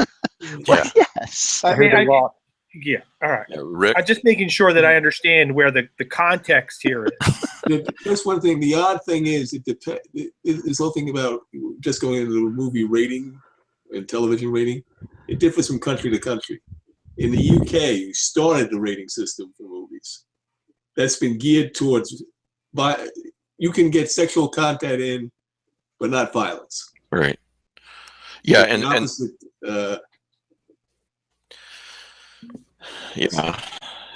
Pete, somewhere in the title of that show is hidden the premise that there are zombies on it. Somewhere in the title of The Walking Dead. Yeah, I'm sure I just don't understand the context of the show or even the theme behind it. You know, maybe the plot line just doesn't lend itself to extreme hardcore violence. Is that the problem? Pete, you wouldn't like it. It's about a bunch of people who have been reanimated. So. Well, you see, here's the difference. Pete's reanimated creatures normally don't eat you. No, there's honestly. Wait a minute, zombies eat you? Great, I'll never watch that show now. Yeah. Damn it. Yeah, spoiler alert. With the exception of Professor Housley, most of Pete's reanimated characters do not eat flesh. Of course, we throw in a ghoul or whatever, but that's not a reanimated creature. That's a elder species. Yeah. So anyway, trigger warnings. That's our take on it. So They're what for dinner? Yeah. Haha. All right. Do we have anything else to talk about? Well, you were going to talk about maybe new releases, Was I? were you? Well, this is coming out this week. Were you? Were you? Let's talk Were about. you? Let's Do talk we about new Phil's releases? Can you get it all? Fragile. Who wrote that? Fragile Dreams. What's that about? Should I be? Oh, you know should I what? be reading? I will give you a trigger warning. If you're claustrophobic, I would not advise it. Guess what? I'm claustrophobic. I read it. Oh, did I you? survived. You did read it. You're a better Well, man than I, I Charlie Brown. apologize for anything that you might have gone through in the No, course of I've- reading my material. I I'm glad fucking you loved put him it. through it. Actually. Spoiler alert, I fucking loved it. Yeah. Callie, thank you. So that is Fragile Dreams by Philip Fracassi, available in print and Kindle. Correct. Yes, sir.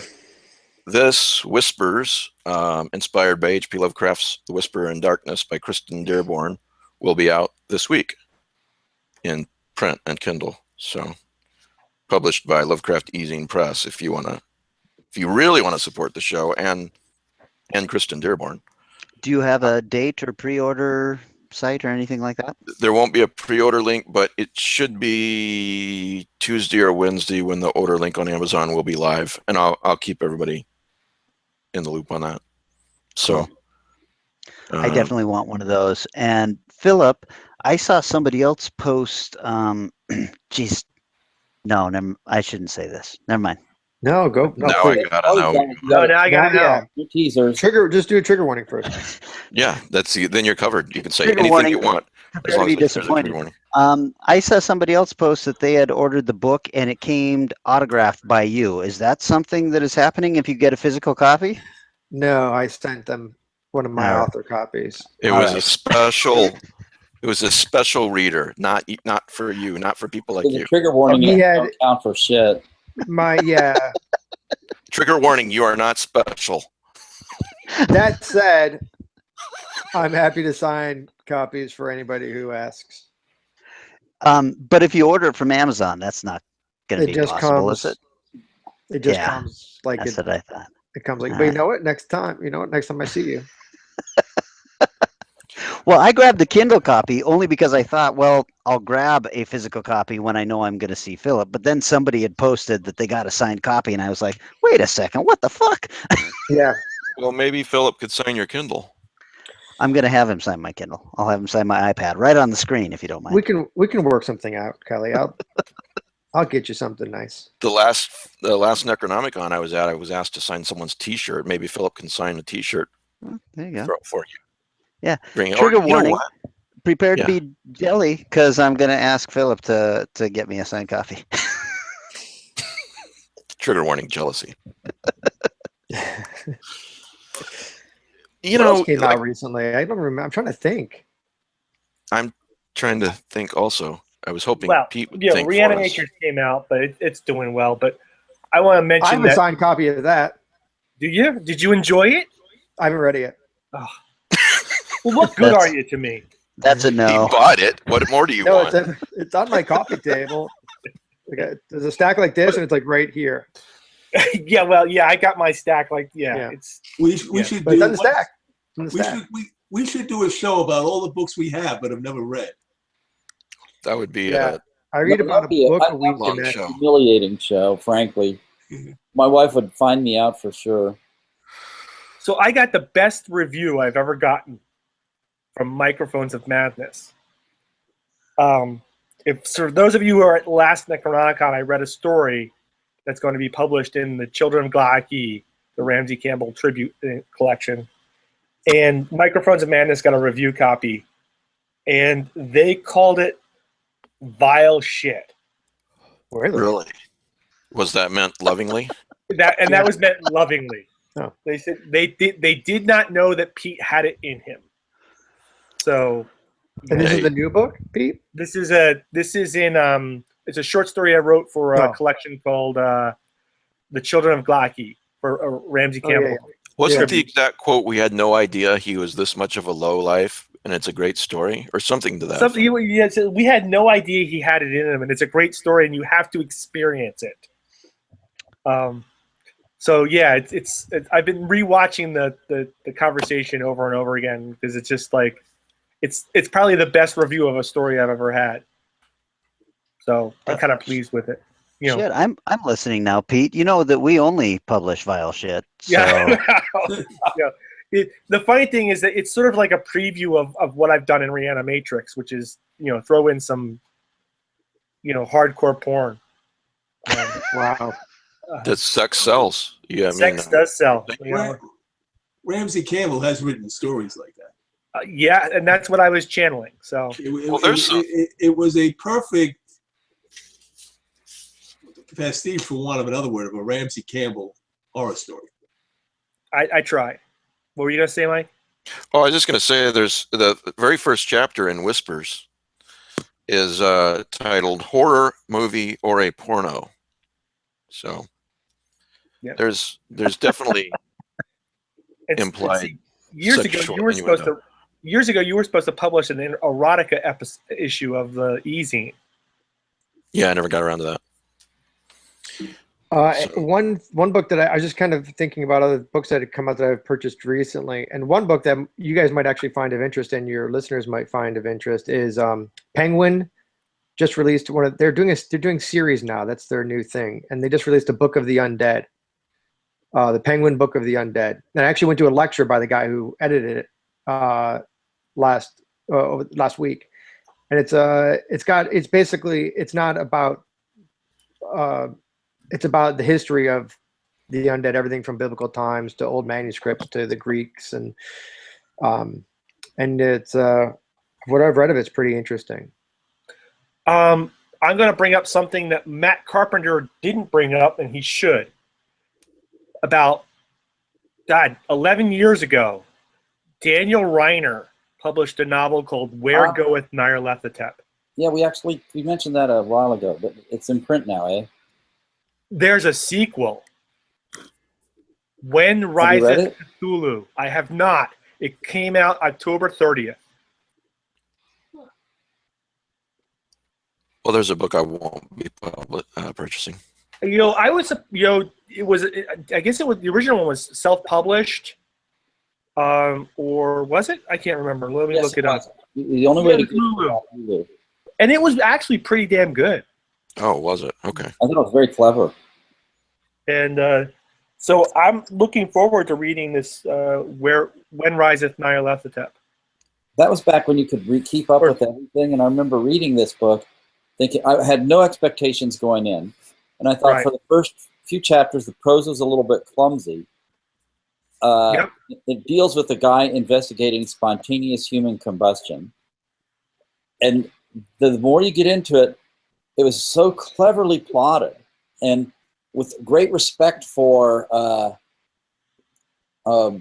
what would your interaction be with something like Yog Sothoth, which is coterminous with all time, contemporary with all time.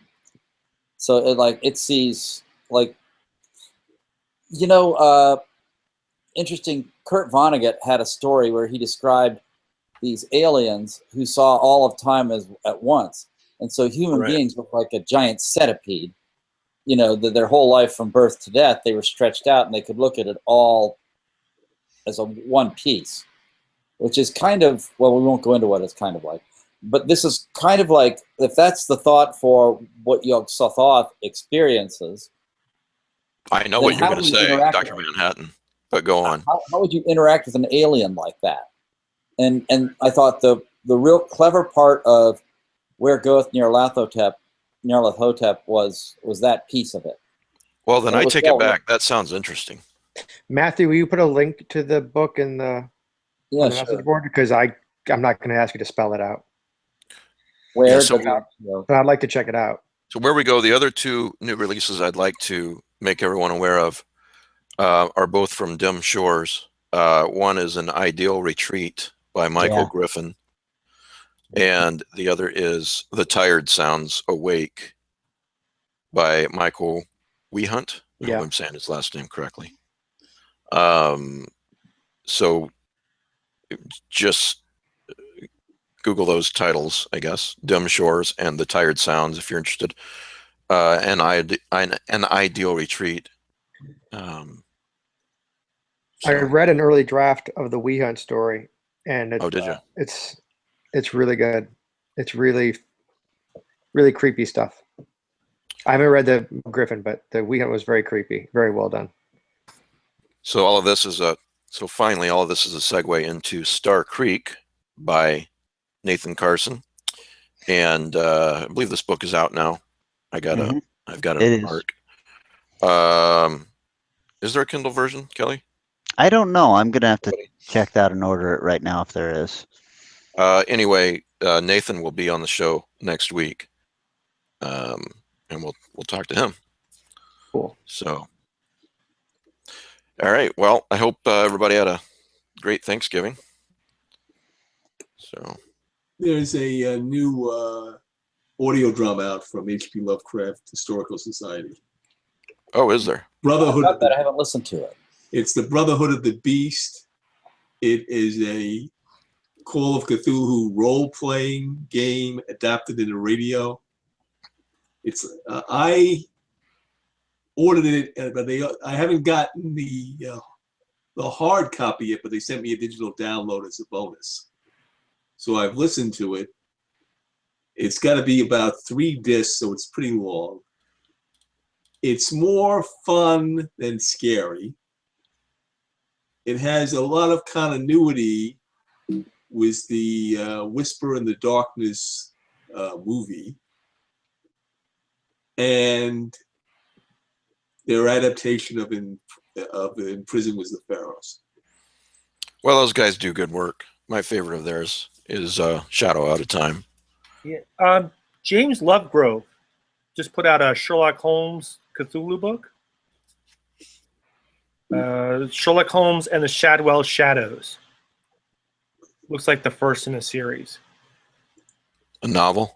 Yeah. Okay. I think Holmes and Cthulhu only work if you treat it in a science fiction context. You may be right.